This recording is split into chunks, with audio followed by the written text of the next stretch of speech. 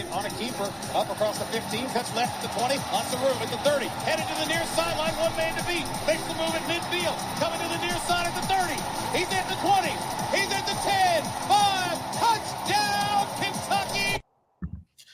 And with that, we're here with another episode of Believe in Kentucky, brought to you by the Believe Podcast Network. My name is Vinny Hardy, and sitting in for our co-host, Jalen Whitlow, who just provided that audio courtesy of Tom Leach, former UK quarterback, and Aaron Gershon from the Cats Paws. We have with us from the Courier Journal today, Ryan Black. Man, Ryan, appreciate you hopping on here and dropping some knowledge, man. How's it going? Vinny, I'm doing well. I'm sorry I don't have anything cool from Tom Leach with my name in it that you could throw in there, but I'm not nearly as accomplished as Jalen in that regard. I mean, I don't have anything with Tom Leach either, man, so I'm with you. But we get to enjoy that vicariously through Jalen, and that was Stoops' early years when they were, some struggles, but he put that highlight up there, and we reminisced with him about that. I think it was Alabama State. He busted off a big run on them, and he says he didn't feel that fast, and he knew a lot of the guys on the other side because he was from Alabama, so it was kind of cool for him to get that highlight against him. Yeah, man, I've known you for a long time. You joined Terry and I on the Cats Talk Wednesday podcast, but for the listeners to this one who might not know you first time I crossed paths with you were with Kansas State out in Manhattan. Mm-hmm. I know you did the Big Ten thing for a little bit with Michigan State. So just tell everybody a little bit about yourself and your background before we get into this Kentucky journey. Yeah, I'll give just a very brief kind of history. I grew up in a military family. My dad was in the Navy, so I moved around a lot. I actually did graduate from University of Georgia a little more than a dozen years ago. So I came up to Kentucky and covered that game in 2012, which was the last year, obviously, of Joker Phillips' tenure. Then my first job out of college was covering Auburn. Came up to Kentucky in 2014 to cover that Thursday night game. I think it was my birthday, actually, October 15th, 2014. And I'm sorry, 15. My apologies, October 2015. And then, so I covered Auburn for 3.5 years. After that, I covered Kansas State, as you mentioned there, for a little more than 4. I was up at the Lansing State Journal up in Lansing, Michigan, mainly doing Michigan State stuff for 10 months. And I got here in October 22. So almost two full years now here in Kentucky. And it's been a good time. That's awesome. So back in the SEC, yes, so sir. I didn't even know you from your Auburn days. So yeah, no, that was my first job out of school. Yep, like I came up here in 2015, and that was the year I feel like Auburn got outplayed that day, but Kentucky made a few mistakes, and Auburn was able to pull out a Thursday night win. That was the one year that Will Muschamp was the defensive coordinator for Auburn. And what year was this? 2015. 2015. Okay. Yep. Okay. And it was a Thursday night game. I think it was the first year of the new press box at Kroger Field. Okay. Yeah. Man. So good deal, man. So this is your, let's see, third football season at Kentucky, or second football season and 2 basketball seasons. Is that what it is? Well, two full basketball seasons, and I came through in the middle of the 22 season. They the first official game I covered in 2022 was when they beat Mississippi State. But I came in, ironically enough, I know at some point you're going to bring up South Carolina. They had just lost to South Carolina in the Kaiya Sharon game. Okay. Yeah, man, it's been way too much of that losing to South Carolina. Yeah. I mean, and we've just gotta take our medicine. Got to sit there and watch Shane Beamer do his videos. You got to sit there and see him tweet about an empty stadium because it's all true. Because Kentucky shouldn't have a 3-game losing streak, but they do. Yeah, I was gonna say, that's one of those things where it's like I know Shane Beamer, especially among Kentucky fans, is not very popular, and I would assume that's fairly an across the board take on him outside of South Carolina. But again, he gets to do all the antics and talk whatever trash he wants when he wins. And as you said, he's now 3-1 against Kentucky in his 4 meetings, so he just had their number. Absolutely. And Aaron and I did the last episode, which we don't do on Wednesdays, but we try to do some recaps after the game when we can. And we did one Saturday after the game. He was walking out of the stadium to his car. He just popped his phone up. Wow. And we rehashed the 31-6, and you saw him write it. You saw him tweet it, the worst performance he's seen since he's been on the beat, and he's been covering Kentucky for 6 years for the Cats Paws. So a bad time to be at your lowest point when the Georgia Bulldogs, your alma mater's come to town. Yeah, and I mean, I remember, gosh, if you go back and look at my preseason story about their 5 most important games this season, I not like I was the only person to say this, but I felt like South Carolina was the most important game of the season, not just because of the losing streak and how it seems like they've turned the tide in that rivalry after Kentucky won 7 of 8, but it's also just because, as you said, about to play Georgia, and then you got to go to Ole Miss here at the end of the month. And if you lose South Carolina, you're staring potentially an 0-3 start in the SEC in the face. And certainly that performance last week did not do a lot to make you feel like this is going to be heading in a positive direction the rest of this month for Kentucky. So, I mean, you're 100% right. I don't know if you could pick a worse opponent to have coming off that loss than facing Georgia.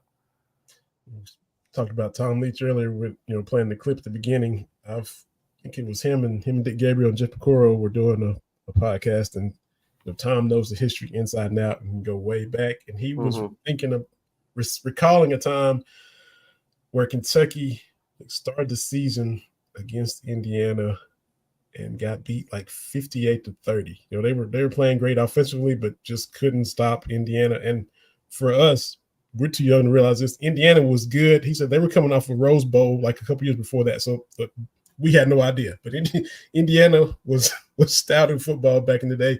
They beat Kentucky 58-30. He said the following week they play Ole Miss and Archie Manning, and after getting beat by 4 scores, they beat them 10-9. So they hold Archie Manning to 9 points after giving up over 100 the previous week. So if they could duplicate that from South Carolina to Georgia, that would be great. It's a lot to ask, but it has happened prior to our knowledge. Before our time, it has happened. Well, I didn't know that's an amazing stat. I guess I would need. I know he, Manning was at the, at Ole Miss in the late '60s. I wish I knew what year that was off the top of my head. The game you're referring to, 69, I think, if I'm not mistaken. I think the one, maybe not exact parallel I would say in this regard is, while Manning certainly is one of the greatest players in SEC history, Georgia just has so much talent everywhere, and I'm not saying that Kentucky cannot hold them to, as you're saying with this Ole Miss game, 9 points, because obviously they've played Georgia very close at home in many recent years. But man, that would I don't know if right now if I could think of words to describe how shocked I would be if Kentucky is able to have anywhere close to that kind of performance tomorrow. But that's why they go and play the games. If everything was played on paper, there would never be an upset. Absolutely. Kentucky wouldn't have lost last Saturday. And wouldn't have, exactly. The past couple of times in South Carolina, they wouldn't have lost. South Carolina, Beamer, they were kind of, blood and water circling the drain. And, they had to win out to make a bowl game a couple years ago. And they started that win streak at Kentucky's expense. And, they've been down and out, and we kind of resuscitated them several times, and certainly the loss last year was a bad one. Carolina last year was not a very good team, and Kentucky had multiple chances to put that game away, and between Devin Leary committing turnovers at inopportune times as he so often did last season, as well as Kentucky giving up a lot of 3rd and longs in that game. That was like they struggled with 3rd and long a lot last season, but that was the game where they had the most multiple breakdowns in that regard. And so I think that the other thing about this too is talking about tomorrow's game is heck, in a way what's funny is like both of them have not played complete games yet, right? Because obviously Kentucky, had the game shortened, the opener against Southern Miss. But as you probably know, last week Georgia had the running clock in this against Tennessee Tech. So like neither of them have actually played a 60-minute game yet. That's kind of a funny little stat. I know it has nothing to do with it, but I just thought it's kind of an interesting thing that neither of them have played technically 2 full complete games yet. That is, and to both come in facing each other that way for sure. And not trying to beat the dead horse, but the fact that game day would have been in town had Kentucky beaten South Carolina. The storylines, you as a writer, you already know the storylines about Brock and Jamon Dumas-Johnson facing their old team, both undefeated. They would have just written themselves, and then so All that went by the boys. Well, and just the fact that, as you're saying, even if you're able to, I don't want to say put that aside because that's a big part of the storyline, but it's also just the fact there would have been so much extra attention focused on Kentucky and the program, and just what a spotlight that is for your program anytime game day comes to town. And like you said, and as you know, like this isn't some rumor. I mean, it's been confirmed that if Kentucky had not lost the game to South Carolina, game day would be here for this weekend. And that's the ironic part of this, right? Is that now it's in Columbia, South Carolina. So not only did South Carolina win the game, but they also took game day with them. Yeah, so the only worst feeling is to be Notre Dame and watch NIU come in and take $1.4 million and beat you. That's about the only thing lower. Yeah, no, you never want to lose those games where you pay the opponent to come in and presumably lose. Those are by far the worst games for sure. Absolutely. Of course, we're streaming on YouTube and Facebook. I believe in Kentucky. Follow us on Twitter. We got the link tree. We got nobody in the comments. Man, we better show up. You hope so. And even if Kentucky shows up, it could still not show up as much as you want on the scoreboard. I mean, but any sign of improvement, we could still, I think, be able to tell that they played better compared to the way they played last week. Yeah, I mean, give Brock a couple seconds to look for a receiver before he has to just get the snap and take off running. Anything would be an improvement. And I think that there's something too. I know, right? Anyone says there's no such thing as a moral victory. I get that. But there is something. There's confidence to be taken from competing well and performing well against a team such as Georgia.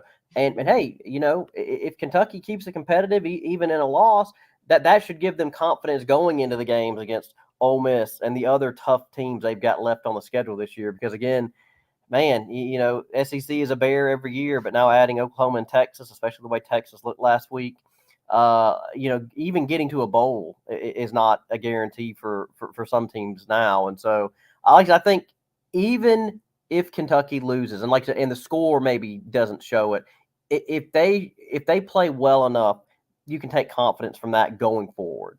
Yeah, exactly. And we've seen them be in dire straits before. We've seen them without quarterbacks. We saw Lynn Bowden become a quarterback, for years. They went 6-2 their final 8 games. Up against it from that standpoint, nowhere to turn. So now they're at that crossroads again. We just stay down and be miserable. Do we fight back and, try to, overcome it? And if you do knock off one of these other teams on the schedule that are better than you, a Tennessee and Ole Miss or something that can cancel out the South Carolina game, you kind of get 100%. Back on track. Yep. No, that's 100% right.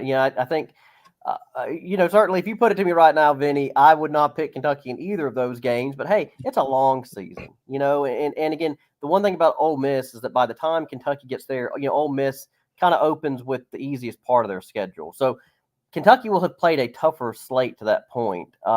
Will it matter? I mean, we'll see here in a few weeks, but you're right. I mean, based off what we've seen through 2 games, though, the Kentucky at Ole Miss and Kentucky at Tennessee, it would not be something where I could pick the Wildcats to win either of those games this second.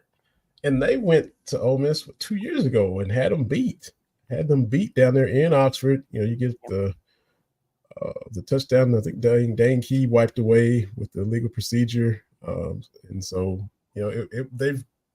And Will Levis got hurt that game. That's why he missed the South Carolina game with a foot injury. Right. Yeah. And so there's guys on the roster that know that they're capable of going down there and going toe to toe with Ole Miss. You just got to go out and do it. You mentioned, Georgia, even with their presumably, best pass rusher out, that's still got so much depth. And then on the Kentucky side, really banged up, Burton out, Patterson out, and really thin at running back, and just that availability report was rough from the Cats' perspective this week.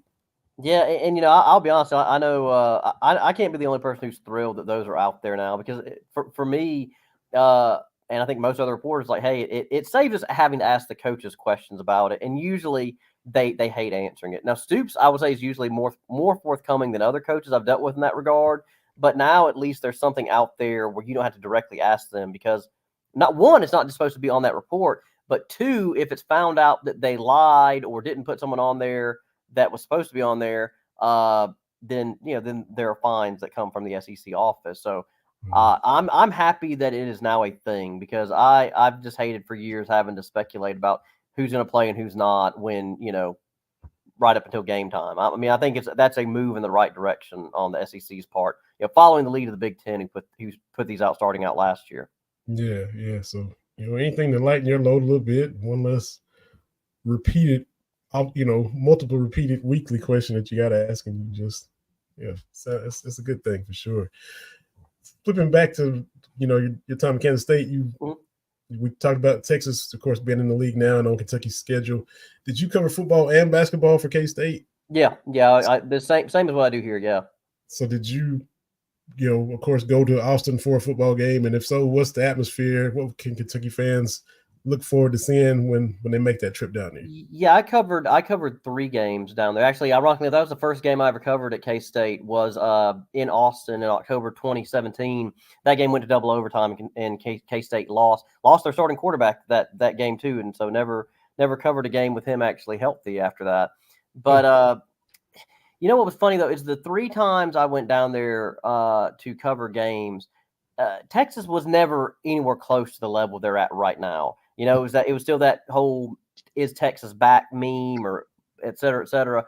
I think given how good they are now, especially if by the time Kentucky gets down there, they're right in the thick of potentially getting to the SEC championship game and fighting for a college football playoff berth, I would think the atmosphere will far, far, far surpass what kind of what I experienced there in the 3 times I went, where they were good, solid crowds, but it wasn't.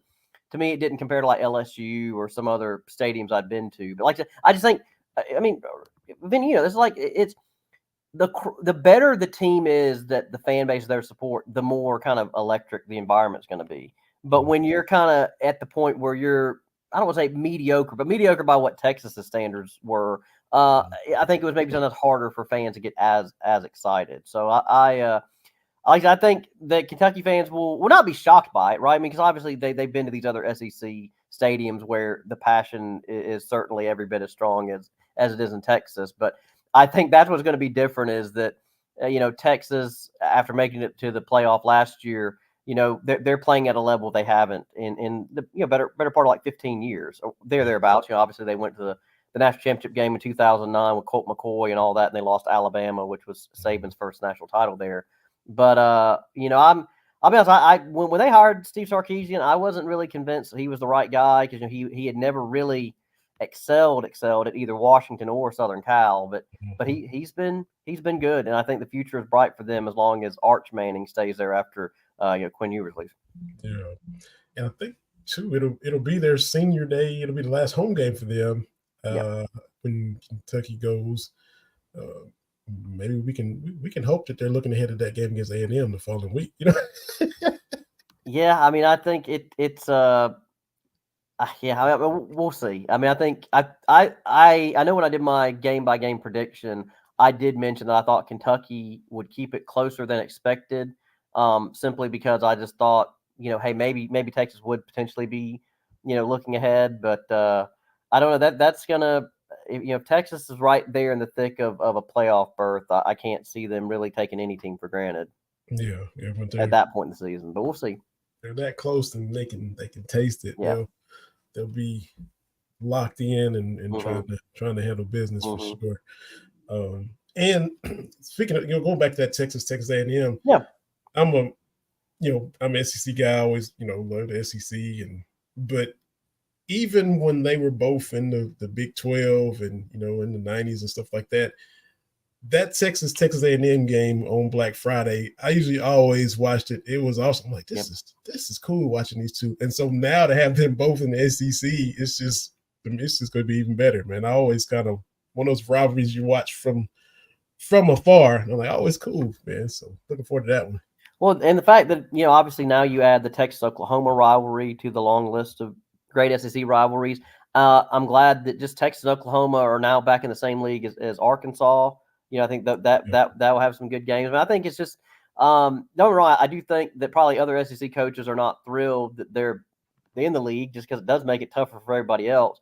But certainly, I think fans win in the sense that now there should, on paper, be even better games now going forward. Because we know at some point, Vinny, whether it's going to be 26, 27, they're going to go to a 9-game schedule, in the SEC. I know that there's still the 8 games right now, but they're going to go to 9. I mean, there's no question that's going to happen at some point, just because the extra revenue they're going to generate from that, as opposed to Texas hosting Southeast Louisiana State or Kentucky and its, plethora of MAC opponents. Like, adding another conference game is going to add so much money to a lot of teams' bottom lines, as well as just the extra TV revenue that they would get from that.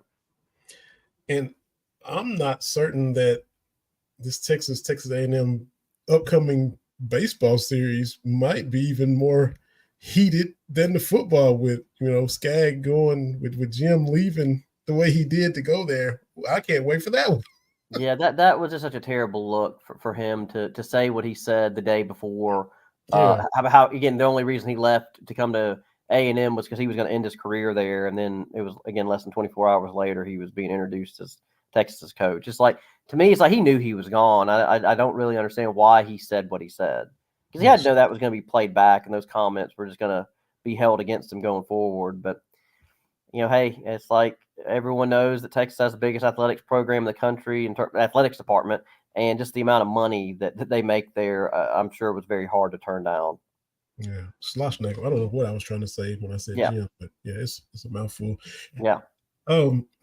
Flipping back to Kentucky, like every spring, and you guys get to watch the practices and scrimmages, and you kind of, is it the offense dominating because the defense is bad, vice versa? We've heard Mark Stoops say that, there's times when Deion Walker gets mad at him because he holds him out of different reps because he's so disruptive. Yep.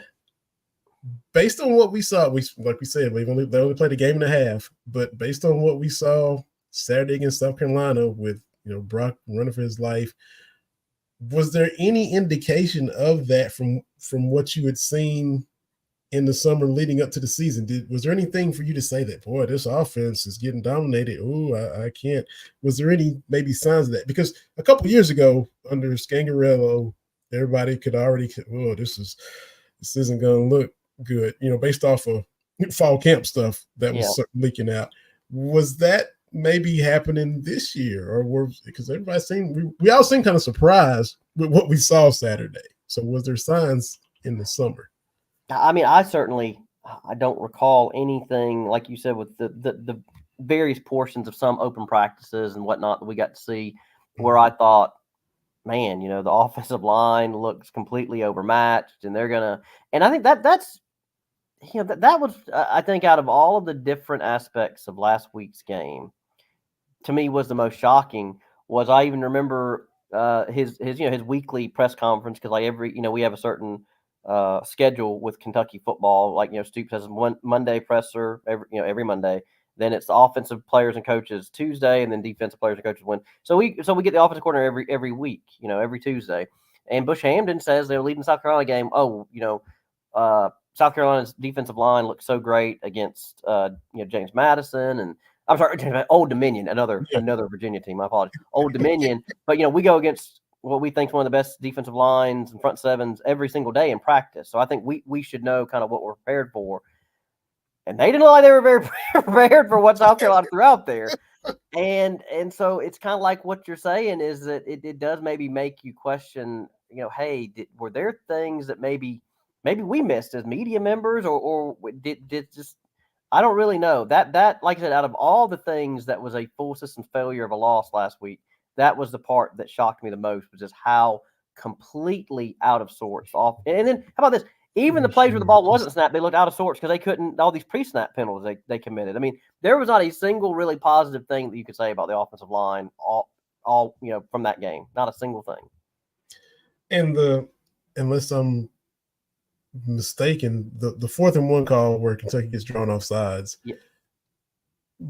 Mark Stoops at his Monday press conference said that, if I've heard him right, this creative formation by South Carolina, I didn't even think that was allowed, where somebody could be under center and then somebody behind him is clapping.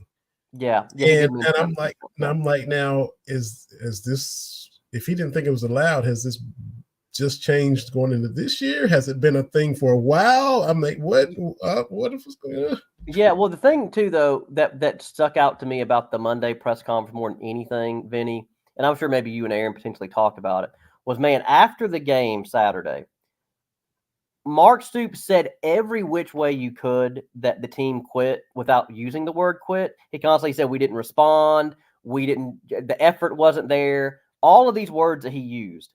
Then Monday, first thing, oh, well, we watched the film and the effort was there. We just didn't play smart.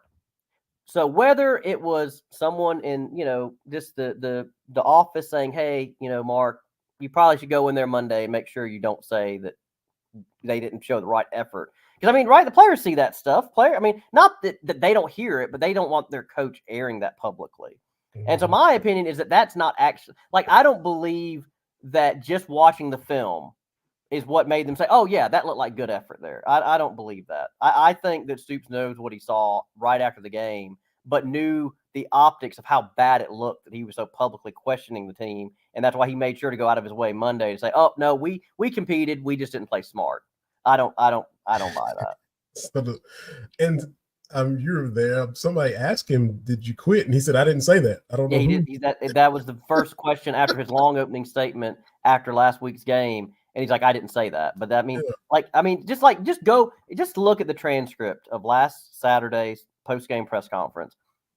Again, he just said everything you could say other than saying they quit. That's what I mean. It's just, and so to me, I just don't see how, we watched some film and now I feel completely different. I just think that someone got to him and said, hey, Mark, you just cannot be saying that stuff publicly to the media. Because most of the time, if every coach goes to, I got to watch the tape. Most of the time, his watching the tape usually, it confirms what he says. Yeah. And you mentioned the transcript from the post game. He said, "This is second straight week I've sat in here and I've never been a part of this. With the delays in August with Southern Miss, I've never seen anything like it." And then he comes in after South Carolina. Well, second straight week, I never seen anything like it because he never seen anything like what he saw Saturday. After saying all week, Eli Cox, we had a good week. Everything looked great. Didn't see that coming.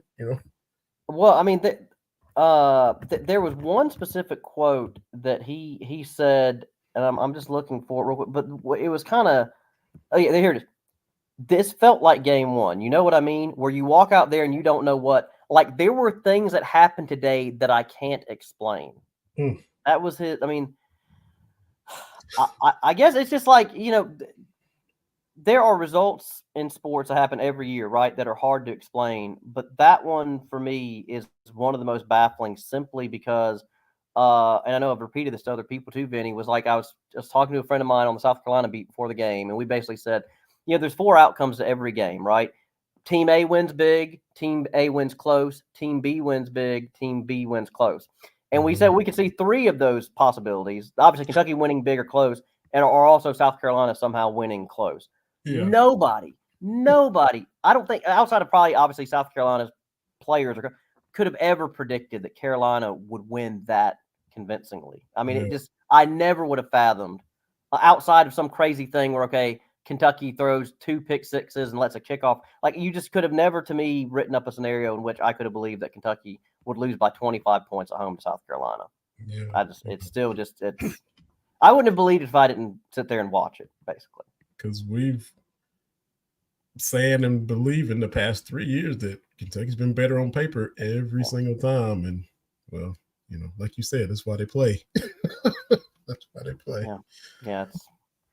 But, that's why you play 12 games in a season. And who knows, maybe we'll sit here in a couple of months and Kentucky will have had a pretty solid season. And you just say, well, the South Carolina game was a blip on the radar and they responded after that. But, man, the schedule does not do them any favors, Vinny. That's for sure. Like I said, I think you look at it now, and I know I'm sure it's something you've talked about with Aaron and Jalen, whoever, is that to me, based off simply that performance, you can't say there's any guaranteed wins left on the schedule other than Ohio and Murray State, because even Vandy looks so much better. Yeah. And Florida putting in Lagway at quarterback looks a little more explosive. We'll see if that pays off if they stick with him. But I mean, those were 2 games for sure. I would have said at the beginning of the season they're going to beat Vandy and Florida. Even though, of course, not like I'm saying that Florida's going to be a cakewalk. I just thought that Florida is just not great. And if you, of course, know anything about Florida's schedule, their schedule is crazy difficult. And so I just thought, hey, by the time Kentucky gets there, they might be 1-5 or 2-4. Napier might have already been fired, but now it's like you have a performance like what Kentucky had last week, and you just say, yeah, it's hard right now to put down any other wins outside the two other non-con games. Yeah, had to reevaluate your entire outlook the rest of the way. Yeah, and because obviously I had Kentucky going 8-4 this season. When I did my preseason predictions, and I picked the 4 games that I think everyone would have said on paper looked like they were going to be the toughest games, which were Georgia, Ole Miss, Tennessee, and Texas. Because I just, I know kind of Auburn was kind of viewed as a coin flip, but I just thought that playing here, and I didn't think that maybe Auburn had upgraded at quarterback enough to really make a case for Auburn to win that game. But man, like I said, it's just that game last week just has me, and I'm sure you, just questioning a lot about what I thought about what this team might accomplish this season. Because Aaron and I, we did the prediction episode, and we were right there with you. Yeah. If you show up and do what you're supposed to do, the 8 wins are there. Just if you show up and just go be better than them, the 8 wins are there. Then you put yourself in a position to pick off one of those 4 teams that are better than you. Then maybe you go and upset Ole Miss. Maybe Georgia. It's a tall task, but maybe you can grab one of those other ones and get 9. Well, no, I think it's exactly what you said. Those. I mean, I'm glad you brought that up at the very beginning. Is that, hey, South Carolina, that was a terrible game. They had to put it in the rearview mirror and move on. But like I said, if they're able to somehow pick off, Ole Miss or Tennessee, especially if it's Tennessee, because I just know how much that game means to this fan base because of how rarely they've beaten Tennessee over the years.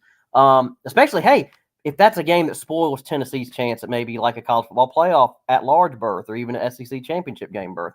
But here's the other thing too, and I said the other 2 non-conference games. Of course, I forgot to mention, Louisville. You can't lose that game now either. And I know, right? Don't get me wrong, Vinny. I know everyone says, well, that's just a guaranteed win, but I'm like, well, I mean, Louisville was pretty motivated to end this streak, and who knows? At that point in the season, maybe Louisville was playing for a heck of a lot more at that in the finale than Kentucky is. So I don't know. I'm just saying I've never been of the opinion that's just a guaranteed win every year. I know that I feel like Kentucky fans just feel they're conditioned to feel now that that's just a guaranteed win every season. But I don't feel that way now. Yeah, I understand. Yeah. And I mean, and going back to Tennessee, look, I think I've about got pegged how old you are. I was your age the first time. I don't know. How old do you think I am, Vinny? I'm kind of giving you the rundown of my job. So I'm not a spring chicken, but you're like 34, 35, something like that. Mid-30s. You're like 34, 35. Yeah, I'll be 35 next month. Yeah. See, and I was 34 before I actually have a memory of Kentucky beating Tennessee. Because it hadn't the time it happened before that, I was 7, wasn't paying attention. They go from 1984 to 2011 until they finally beat them. So I'm 34, married, got a kid, where I can actually watch and have a memory of a win over Tennessee. So that's what it means to this fan base. That's grew up on the Kentucky-Tennessee border, and if they could spoil them, play spoiler down there, and look, we know the history of Neyland, but it'd be great. Well, and let's not forget too. I remember last year that Mark Stoops on like the weekly radio show that he does, he was asked by either a fan or by Tom Leach on the show, like that. Hey, with the now expanded SEC going forward, they're not going to play every year anymore. Yeah, like that's a series that unfortunately is going to go by the wayside in terms of being an annual game on Kentucky's schedule. So that means they have to try to pick up these wins when they can against Tennessee. And again, I just know that's always such a tall task for Kentucky in that series. But I want to bring up something about that real quick. Is that I don't know if you saw, I did this article where I kind of ranked Stoops' 5 worst losses as coach. And I kind of put in a disclaimer that I didn't count the first 3 seasons, right? Because he was rebuilding. But so starting with 2016 and forward. Well, the number 5 game on that list I had was the Kentucky losing to Tennessee in 2018. You know, Kentucky went into that game. They were number 11 in the college football playoff. Tennessee was 4-5.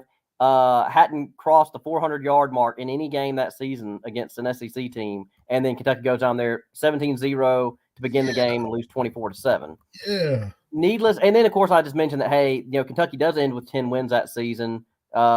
You know, but had they not lost that game, they probably would have been in the New Year's Six Bowl.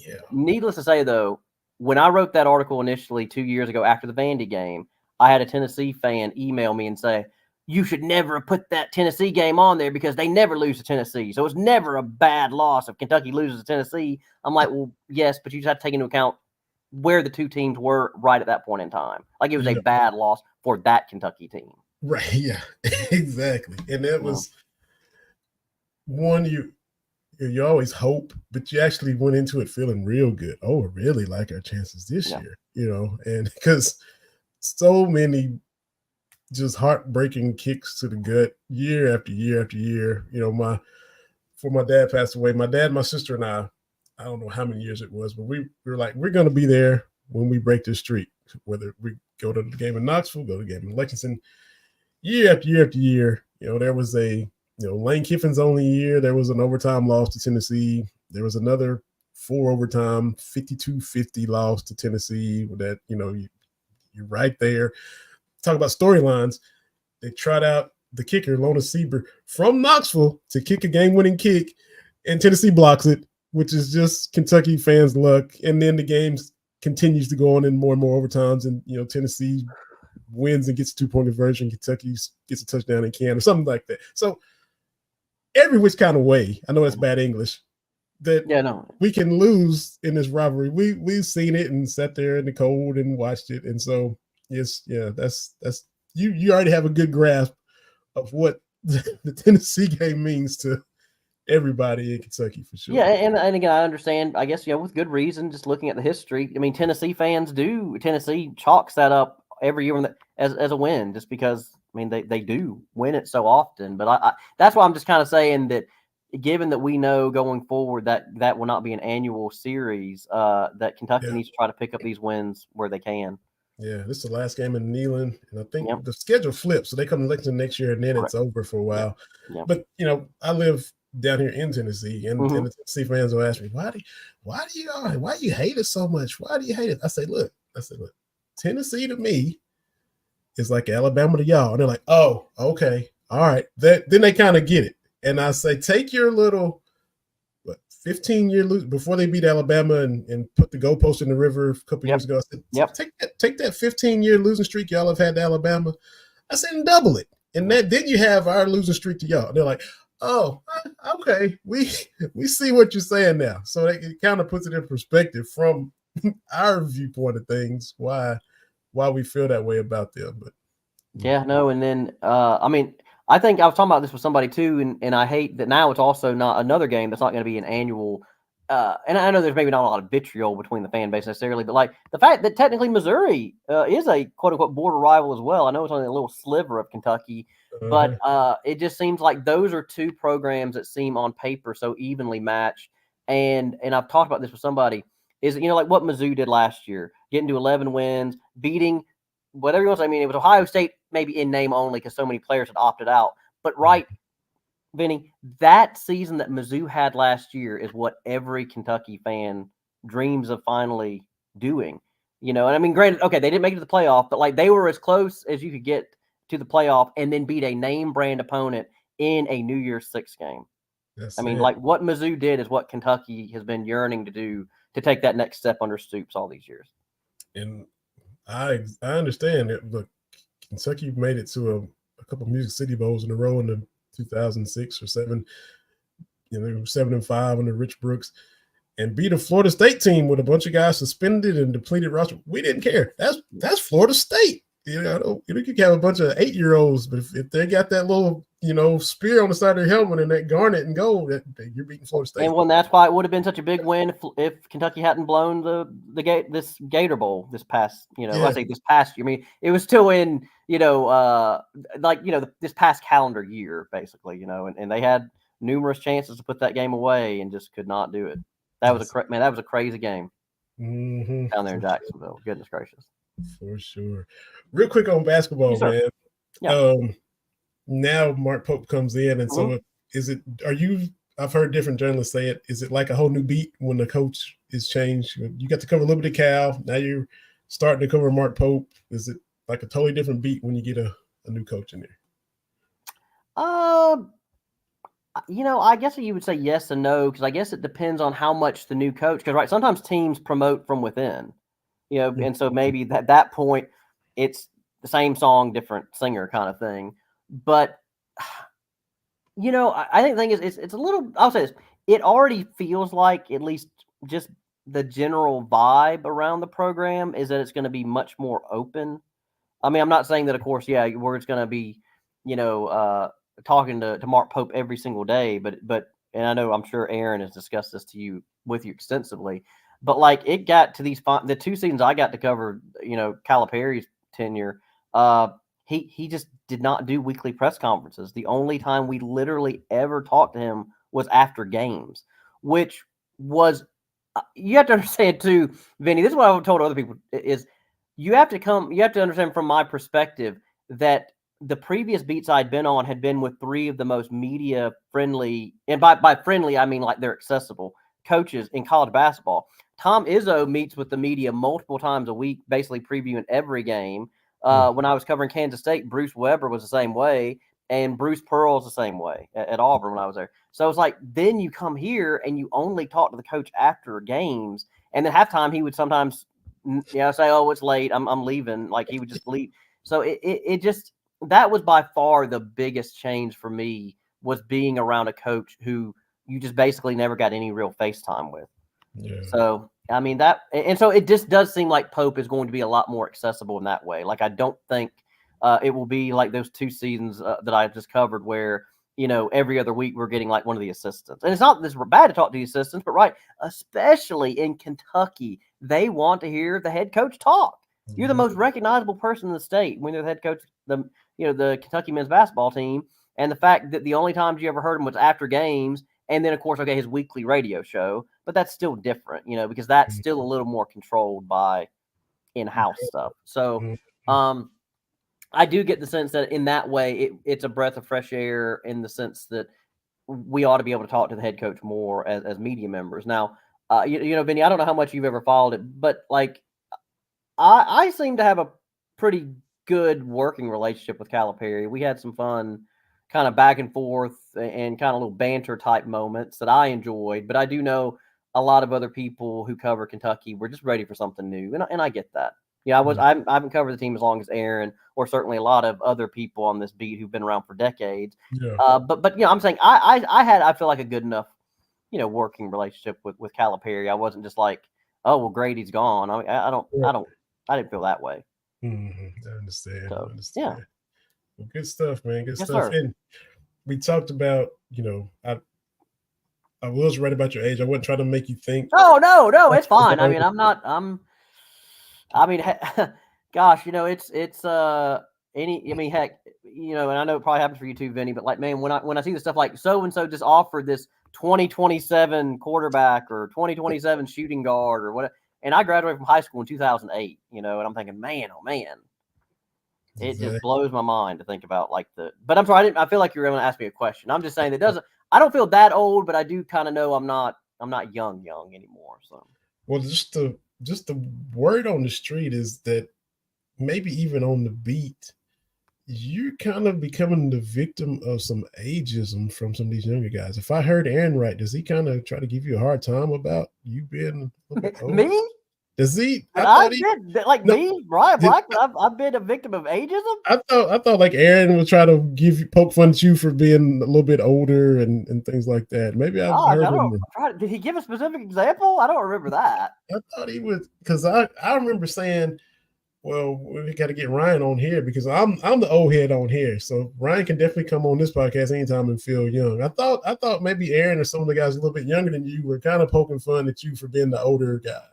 I don't know. I mean, I know I certainly joke about it openly myself, but I guess, I think I'm 6 years older than Aaron. And then I'm trying to think if there's anybody younger than him on the beat. He's like 25. Aaron's young.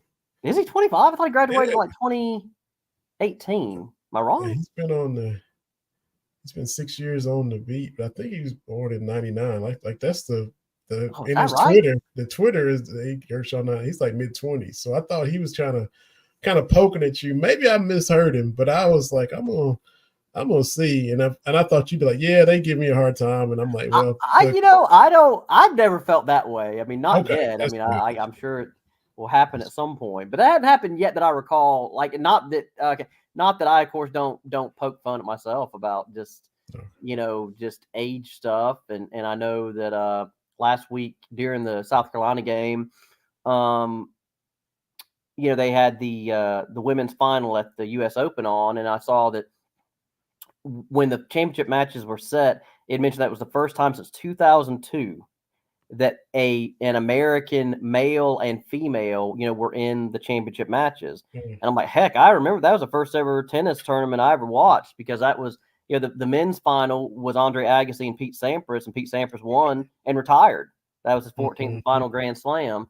And I was racking my brain. I'm like, and I guess if the women's final obviously featured Serena, because I believe it was when Serena Williams was in the midst of winning 4 Grand Slams in a row. I think she started with the French Open in 2002 and then capped it in 2003. I think she beat her sister in all 4 finals. So needless to say, though, the person who was watching it was from the Colonel, and I think she was like born in 2002 or something. I'm like, oh gosh, yeah, that's when I feel old. Like they weren't even alive when 9/11 happened, and 9/11, the 23rd anniversary of that was just a couple of days ago. And that's the only time I do feel really old, is when you have people who don't even remember stuff that I remember from middle and high school. Yeah. Well, I have to apologize, Aaron. I thought he was trying to give you a hard time. Oh no. But I probably joke about my age more than he does, to be honest with you, because he's never really done that with me, which I appreciate. Not yet. Because I got you by about 10 or 11 years, like you got him by about 10. So anytime you want to feel young, we'll have you on, man. Well, thanks. Yeah, might you do that? Might have to. Hey, can you please have me on to boost my ego? Yeah, for sure. Well, tell everybody where they can find you work, man. You putting out good content, where they can follow you and find all the coverage and all the content, right? Yeah. Well, my Twitter account is and of course now it's called X, but formerly known as Twitter, is at Ryan A. Black, and then all my stuff is on the Courier Journal website, which is courier-journal.com. So feel free to check me out. Absolutely. Look forward to seeing what you write and discuss about tomorrow and the rest of the season. And we'll see what happens tomorrow at 7:45-ish when the Cats go out there and see what they can do against them Dogs, man. All right. Well, hey, Benny, thank you so much for having me on.